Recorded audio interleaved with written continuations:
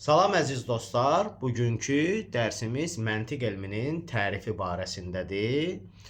Deyir ki, elmlərə əsasən 3 cür tərif vermək olar. Biri həmin elmin predmeti ilə, yəni nədən danışacaq oyna. Biri elmin məqsədi ilə, yəni elmin məqsədi nədir ki, bundan qabaq oxumuşduq elmin məqsədini. Biri də elmin məsələləri ilə 3 cür tərif vermək olar. Deyir, misal olaraq riyaziyyata belə tərif vermək mümkündür. Ədədlərdən bəhs edən elmdir. Bu, predmet əsasında verilən tərifdir. Ədədlərdən bəhs edir. Yəni, onun içində olan mövzulardan. İkinci, ədədlər arasındakı əlaqələri bəyan edən və hesablamaları asan və sürətli edən elmdir. Bu da nədir? Fayda və məqsəd əsasında verilən tərifdir. Ədədləri bəyan edir, məqsədi budur. Və hesablamaları da asanlaşdırır. Bu da onun nəyi oldu? Faydası. Üçüncü növ vurma, bölmə, toplama, çıxma və s. haqqında olan elmdir. Bu da həmin elmin məsələləri ilə bağlı olan tərifdir.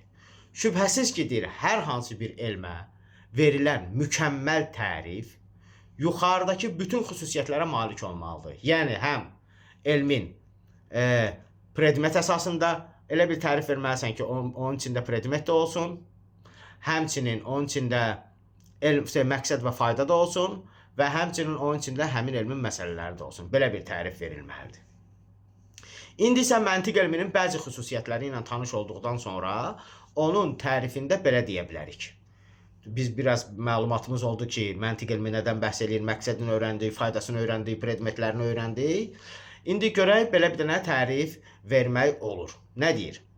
Deyir ki, məntiq müqəddimə elmlərdəndir. Müqəddimə elmlərdən olub. Tərif və əqli nəticənin qaydalarını bəyan eləyir. Deməli, ali elm deyil, müqəddimə elmlərdəndir. Həmçinin tərif və əqli nəticənin qaydalarını bəyan eləyir. Və onun qaydalarına riayət etməklə zehin təfəkkürdə olan xətadan amanda qalır. Gördünüz necə bir dənə ümumi bir tərif verdi ki, hamısını əhatə elədi, hər şeyə əhatə elədi onun içində. Bu tərifdə məntiq elminin bir neçə xüsusiyyətinə işarə olundu. 1. Məntiqin predmetinin tərif və əqli nəticə olması. Deməli, məntiq nədən bəhs elədi?